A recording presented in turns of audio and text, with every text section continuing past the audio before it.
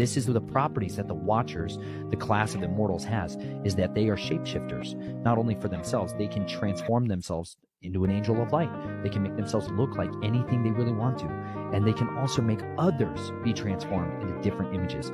This is why when you're dealing with things like these phenomenon that people are encountering or experiencing out in the world, that is mysterious xenotypology of creatures that don't have a regular class of placement in our worldly system of literature.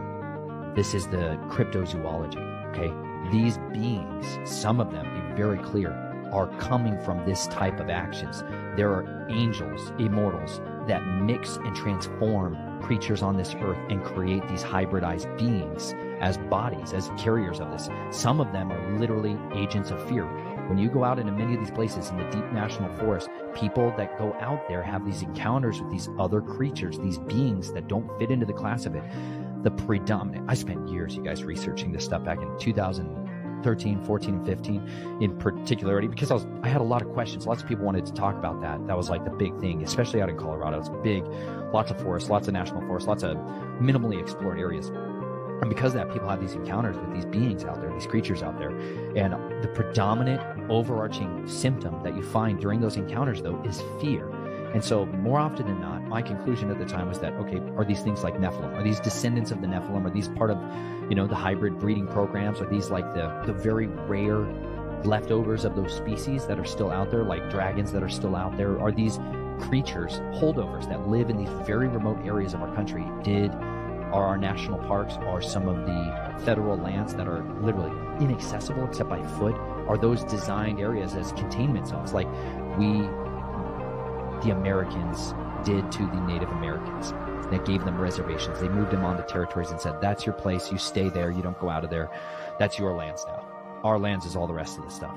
Is a similar deal, in a sense, worked out with these beings in these other territories.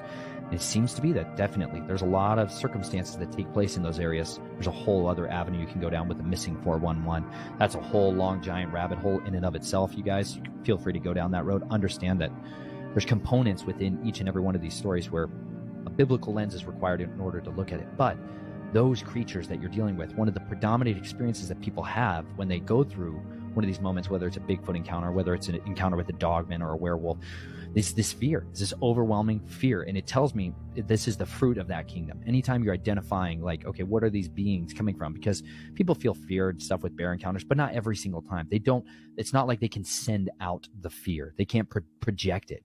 But these other things, they really can't. They can produce altered states of experiences in the people that are around them. It's really intense and serious stuff. For those of you who have never gone through anything like it, you're going to think this is all kind of ridiculous, whatever.